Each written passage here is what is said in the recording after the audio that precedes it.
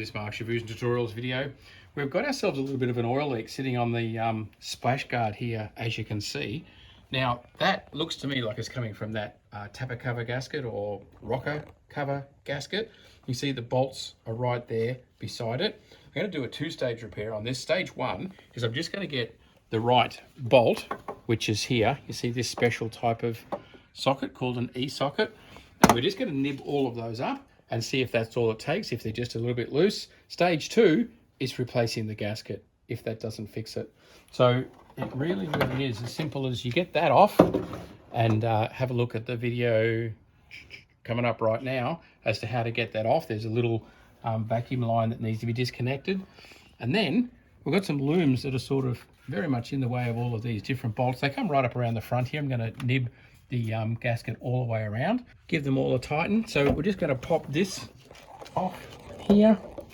There's just the electrical wires that are getting in the way, so we're just going to nib a few things off, because when you do these up, it's important that you balance them out. Don't just do one and then work to the back corner, but balance them out as you tighten them up. So I've been using a variety of tools to try and fit in, but because there's so much over the top of these bolts, these are all a bit too big to fit in. I've ended up using this. This is the socket onto a little adapter here, and then turning it by hand. And I have found some totally loose bolts in there, so I've got every hope that this will fix it. But that's not enough by hand. So what I'm going to do is just use the socket with the adapter. That's a little 3/8 socket driver there. I'm going to stick that over the bolt, and I'm going to get a little spanner and turn it tight by turning the hex head that's on here, just to nib them up. But jobs like this, just to save pulling all the looms and pulling everything apart, jobs like this, you do what it takes to give them all a bit of a nib. Now, of course, you should torque these up, but what I'm doing at this point is just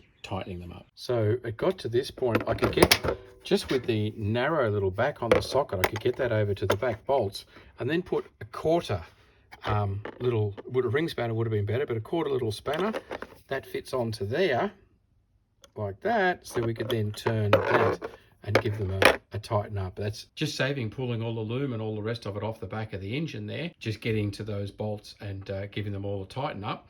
As I said, if I have to take the Tappet cover gasket off, then all the coils have got to come out, all the wiring looms have got to come out, that fuel rail's got to come out. You've got to take all the stuff off the top in order to get that Tappet cover out, get the gasket out, replace it, clean everything up.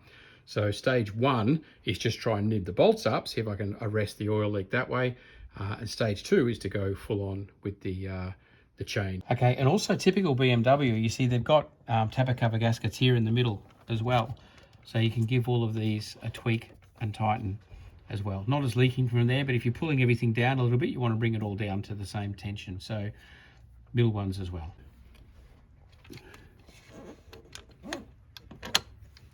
So we're outside now because we're going to just hit it up with a bit of degreaser. This product will just break down the grease that's sitting there.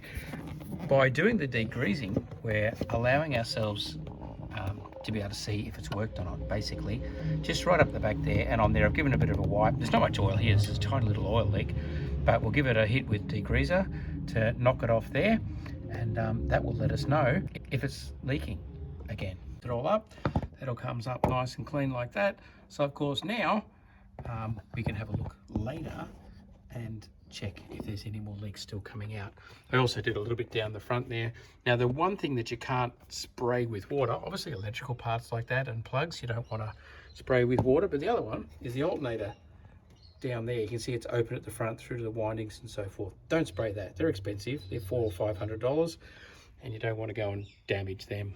They can of course take a little bit of water because they're under the bonnet here where water happens and stuff takes place, but don't go getting it wet. If you do happen to get it wet, just leave the car for a good hour, hour and a half, something like that, sitting where it is so it can dry out before you start the car, put current through the electrical parts and so forth. There you go, engine cover back on, and that job's done.